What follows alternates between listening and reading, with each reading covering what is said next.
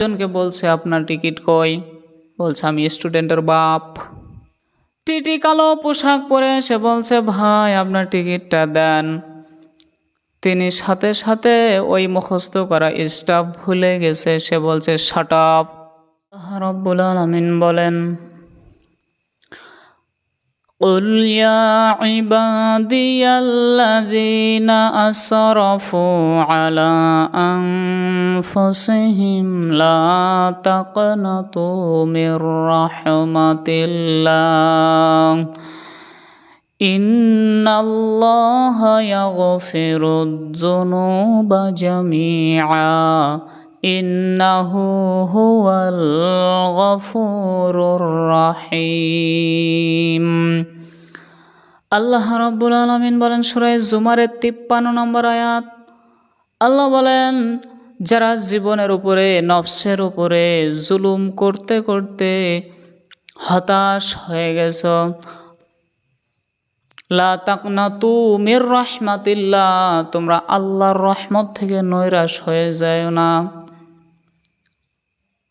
ইন্নাল্লাহা ইয়াগফিরুয যুনুবা জামিআ ইন্নাহু হুয়াল গফুরুর রহিম, নিশ্চয় আল্লাহ হচ্ছেন বড় ক্ষমাশীল, তিনি গফুর, তিনি রহিম। জীবনে যদি পাহাড় সমূহ তোমার গুনাহ থাকে আর তুমি যদি মন থেকে আমি আল্লাহর কাছে তওবা করতে পারো, আমি আল্লাহ তোমার সমস্ত গুনাহ খাতাগুলি মাফ করে দেব। শয়তান ওই দিন চ্যালেঞ্জ করেছিল, আল্লাহ আমি তোমার বান্দাদেরকে ভালো ভালো রাস্তার মোড় থেকে ধোঁকা দিয়ে বোকা বানিয়ে জাহান্নামের যাত্রী বানাবো। আল্লাহ ওই দিন ঘোষণা দিয়েছিলেন, শয়তান তুই সারা জীবন আমার বান্দাকে ধোঁকা দিয়ে যাবি, কিন্তু আমার বান্দা যদি আমাকে একবার স্মরণ করে আর তওবা করে যদি একবার আমার কাছে ফিরে আসতে পারে, আমি আল্লাহ তার সমস্ত গুনাহ খাতা মাফ করে দেব। সুতরাং যারা নিজের নফসের উপরে নিজের জীবনের উপরে জুলুম করে হতাশায় ভুগতেছেন, হতাশ হওয়ার কোনো কারণ নাই, আল্লাহর রহমত থেকে নিরাশ হওয়ার কোনো দরকার নাই, তওবা করে আল্লাহর কাছে ফিরে আসা লাগবে। আল্লাহ তাআলা এর পরের আয়াতে তওবার শর্ত দিচ্ছেন 2টা আর সময় দিচ্ছেন 1টা।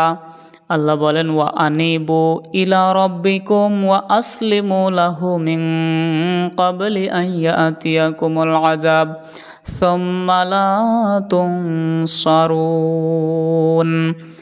1 নম্বর শর্ত ওয়া আনিবু ইলা রাব্বিকুম, রবের দিকে ফিরে আসা লাগবে, রবের কাছে আসা লাগবে। যদি রবের কাছে ক্ষমা পাইতে হয়, ক্ষমা যদি চাওয়ার যদি ইচ্ছা থাকে, তাহলে আল্লাহর কাছে ফিরে আসতে হবে।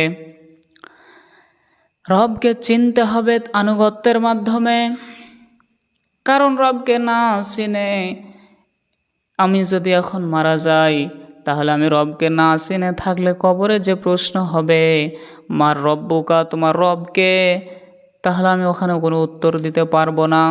কিন্তু আমি যদি আমার রবকে চিনি, তাহলে আমি চিনতে পারবো এবং বলতেও পারবো যে আমার রব আল্লাহ। সুতরাং কবরের প্রশ্নের উত্তর যদি দিতে হয়, এটা সাধারণত সবাই ভালো বোঝেন। পরীক্ষার আগে যদি পড়ালেখা ভালো হয়, পরীক্ষা ভালো হয়, রেজাল্টও ভালো হয়। পড়ালেখা যদি খারাপ হয়, পরীক্ষাও খারাপ হয়, রেজাল্টও খারাপ। সুতরাং এই দুনিয়াতে আল্লাহ পড়ালেখার ব্যবস্থা করে দিয়েছেন। আর আল্লাহ যে রব, তার মহিমান্বিত, তার মহত্ব, তার বড়ত্ব ঘোষণা করা হয় নামাজের ভিতরে সবচাইতে বেশি। আল্লাহ বলছেন প্রশংসাও আল্লাহর করা হয় বেশি। আলহামদুলিল্লাহি রাব্বিল আলামিন, সমস্ত প্রশংসা সেই মহান রবের, যিনি তামাম বিশ্বের সৃষ্টি জগতের প্রতিপালক রব।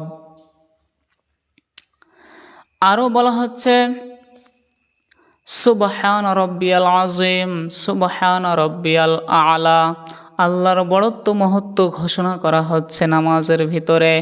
সুতরাং মানুষ 5 ওয়াক্ত নামাজের মাধ্যমে যদি কন্টিনিউ আল্লাহর এভাবে মহত্ব ঘোষণা করতে থাকে, তাহলে তার কবরে কোনো বাধা হওয়ার কোনো কিছু থাকে না। সে প্রশ্নের উত্তর দিয়ে অটোমেটিকলি পাস হয়ে যাবে। আর যারা বোকার মতো প্রশ্ন এখন যারা উত্তর মুখস্থ করে, আমার রব আল্লাহ, দিন ইসলাম, নবী মুহাম্মদ সাল্লাল্লাহু আলাইহি ওয়াসাল্লাম, এভাবে মুখস্থ করে যদি থাকেন, কোনো বুদ্ধি না, আপনি ধরা খাবেন।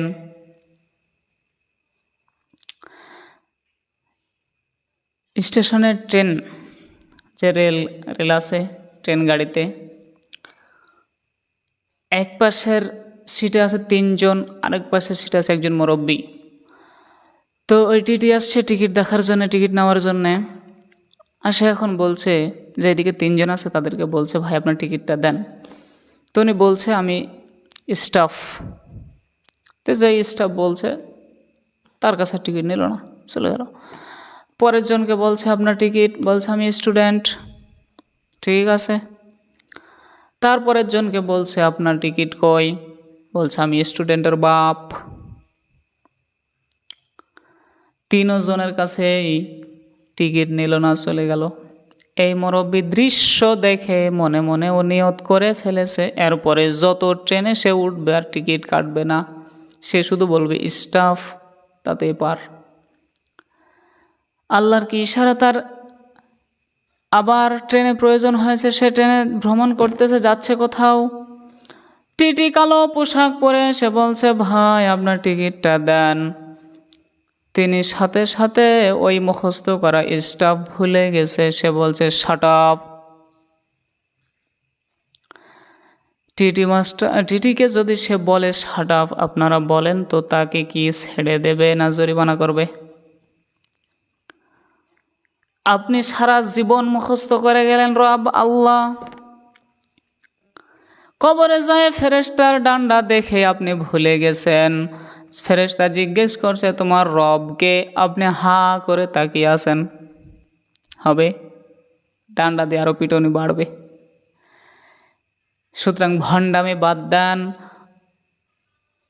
আল্লাহ তাআলার আনুগত্যের মাধ্যমে 5 ওয়াক্ত নামাজের মাধ্যমে আমরা রবের বড়ত্ব মহত্ব ঘোষণা করে আর নামাজ থেকে শিক্ষা নিয়ে বাস্তব জীবনে লাগাই। বাস্তব জীবনে আমল করলে আল্লাহ আমাদের প্রতি রাজি খুশি হবে। আল্লাহ তাআলা যে 2টি শর্ত দিচ্ছিলেন তওবার, ওয়া আনিবু ইলা রব্বিকুম, রবের কাছে ফিরে আসা লাগবে, ওয়া আসলিমু লাহু, এবং রবের কাছে সারেন্ডার হওয়া লাগবে, আত্মসমর্পণ করা লাগবে। আর সময় দিচ্ছেন একটা, এই সময়টা হচ্ছে মিন ক্বাবলি আইয়াতিয়াকুমুল আযাব সুম্মা লা তুনসারুন, ওই আযাব আসার পূর্বেই তওবা করা লাগবে, যে সময় আর কেউ আপনাকে সাহায্য করবে না, করতে চাইলেও পারবে না। এই পৃথিবীতে মানুষ যতই বিপদে পড়ুক, কেউ পাশে না থাকলে অন্তত মা বাবা এগিয়ে আসে। কিন্তু এমন একটা সময় আপনার কাছে এসে উপস্থিত হবে, যে সময় কেউ আপনাকে সাহায্য করতে পারবে না, চাইলেও সে সাহায্য করতে পারবে না।